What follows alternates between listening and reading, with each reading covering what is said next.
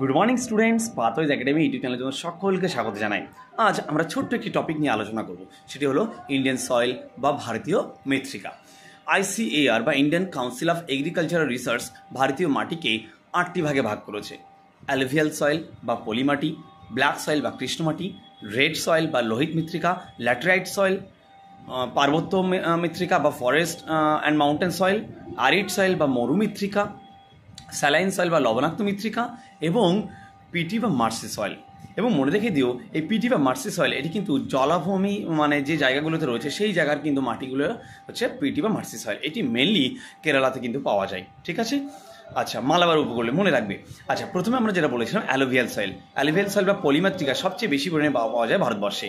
এবং পলিমৃত্তিকা কিন্তু দুই ভাগে ভাগ, একটা হচ্ছে নবীন পলি, একটা হচ্ছে পুরাতন পলিমাটি। নবীন পলিমাটি সেটাকে খাদার নামে পরিচিত এবং পুরাতন পলিমাটি সেটি কিন্তু ভাঙ্গার নামে পরিচিত। কৃষ্ণ মৃত্তিকা আর পলিমাটিটা মেনলি পাওয়া যায়, মনে রেখে দিও, যে গঙ্গা ব্রহ্মপুত্র যে সমভূমি রয়েছে সেখানে কিন্তু পলিমৃত্তিকা পাওয়া যায়।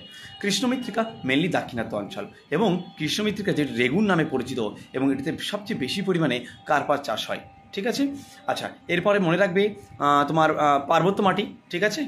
পার্বত্য মাটি এটি কি মেনলি পটজল নামে পরিচিত। এটি মেনলি গাছপালার যে পচা অংশ সেখান থেকে পচে গেলে যে মাটি তৈরি হয়, ঠিক আছে, হিউমাসে বর্ণিত হয় এবং তারপরে যে মাটি আমরা পাই সেটি হচ্ছে কিন্তু পর্বত্য মাটি, ক্লিয়ার, বা ফরেস্ট সয়েল বা মাউন্টেন সয়েল যেটাকে বলছি আমরা, এটা পটজল নামে পরিচিত। এবং মরু অঞ্চলের যে আরিড সয়েল রয়েছে, মরু মৃত্তিকা, সেটি কিন্তু সিরোজেম নামে পরিচিত।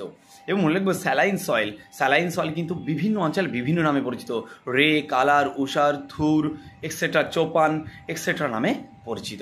ওকে, তোমাদের যদি কোনো প্রবলেম হয় আমাকে কমেন্টে জানাবে। ভালো লাগলে অবশ্যই তোমরা লাইক, সাবস্ক্রাইব এবং বন্ধুদের মধ্যে শেয়ার করবে। Thank you.